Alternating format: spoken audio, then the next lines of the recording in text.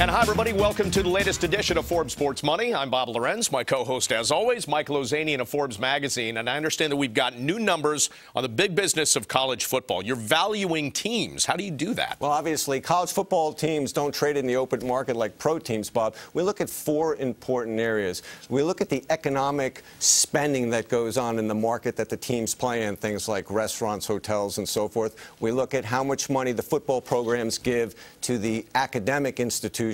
We look at how much money they also pay to other athletic programs. And then finally, we look at how much money they make in from those very lucrative bowl games these days. And what's very interesting right now is college football is sort of taking on the same model as professional football. They're making money from suites, from sponsorships. And then, of course, we've seen these huge TV deals that the conferences has, multi-billion-dollar deals, the SEC and the Pac-12, the two richest deals. And all these schools have a rabid fan base. We know that. So who are the kings of college football? Who's atop the list? Well, it's not Alabama that won the national championship this year. It's the University of Texas, which has the most revenue and is also the most profitable. They get $10 million a year in sponsorships alone.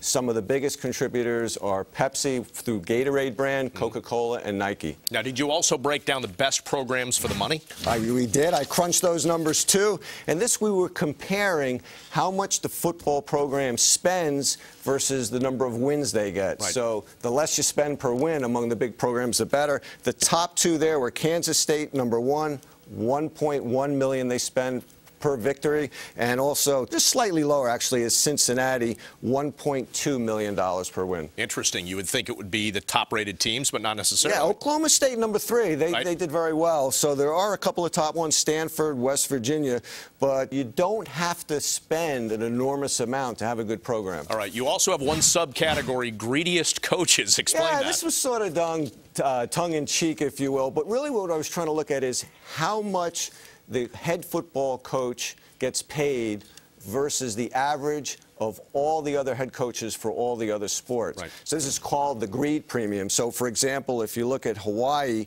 Greg McCacken, who actually retired at the end of the year, which I think is a good thing for the school, his greed premium was 659%, meaning that's the amount over and above he earned relative to the other head coaches for the other sports.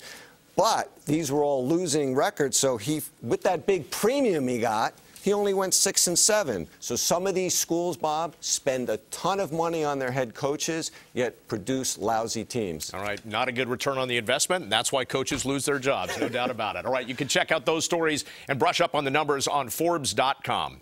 Coming up next, the experience of going to a sporting event has evolved over time, and we'll explore the future of the in-venue experience when we return on Forbes Sports Money.